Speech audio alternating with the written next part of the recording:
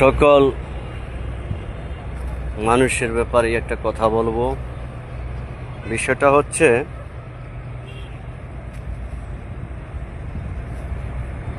একটা প্রাণী, যেমন একটি কুকুরে বা একটি বিলাইকে যদি আপনি 2 দিন 3 দিন ওকে খাবার দেন, ও আপনার পিছ ছাড়বে না মরণ পর্যন্ত। যে বত্তরে আপনার মরণ না হবে ও বত্তরে ওরা পিছ ছাড়বে না। একটা প্রাণীর যে ভালোবাসা, এই প্রাণীর ভালোবাসা যে এটা ভাবার মতো না। কিন্তু একজন মানুষের ভালোবাসার থেকে 1000 গুণ বেশি ভালোবাসা একটি প্রাণীর। আপনি দেখবেন, আপনি যখন সবাইকে দিতে পারবেন, যখন আপনি সবাইকে খাওয়াইতে পারবেন, যখন আপনি সবাইকে সহযোগিতা করতে পারবেন, তখনই আপনি সবার কাছে ভালো। আর যখন আপনি আপনার না থাকাকালীন যদি আপনি কাউকে সহযোগিতা না করেন, ধরেন আপনার এখন নাই, কিন্তু আপনি যদি আপনার থেকেও সহযোগিতা চাই, আপনি যদি না দিতে পারেন, তাহলে ওই কাছের লোকগুলো ওই পোষা প্রাণীর থেকেও অনেক ভয়ঙ্কর রূপ ধারণ করতে পারে। কারণ ভাই বলো, বন্ধু বলো, পাড়া প্রতিবেশী বলো, এলাকার লোক বলো, বা বিভিন্ন কাছের লোক বলো, যার কথাই বলো না কেন,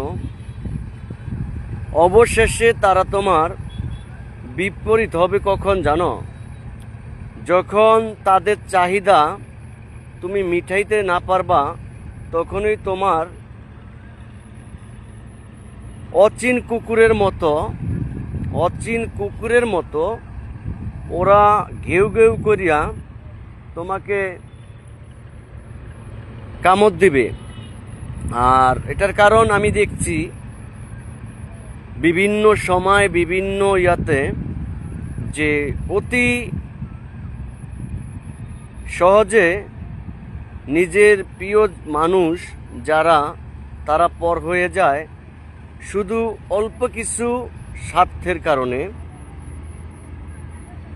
আজকে আমাদের দেশের যে পরিস্থিতি, আমরা একটু স্বার্থে যদি আঘাত লাগে, তাহলে আমরা হঠাৎ চেঞ্জ হয়ে যাই। আমরা যে মানুষ, আমরা মানুষের মতো না। আমরা হয়ে যাই তখন যখন আমার স্বার্থে আঘাত পড়বে, তখন আমি মানুষরূপী জানোয়ারের চেয়েও খারাপ হই। কিন্তু এই জিনিসটা যতক্ষণ পর্যন্ত আমাদের ভিতরে চেঞ্জ না করা যাবে, ততক্ষণ আমরা মানুষ হিসাবে গ্রহণযোগ্য হইতে পারি না। আপনি মানুষ তখনই হবেন যখন আপনি নিজের স্বার্থর চিন্তা না করে, নিজের স্বার্থের আশা না করে, অন্য কারো স্বার্থের বা অন্য কোনো মানুষের ভালোবাসার প্রতীক হবেন।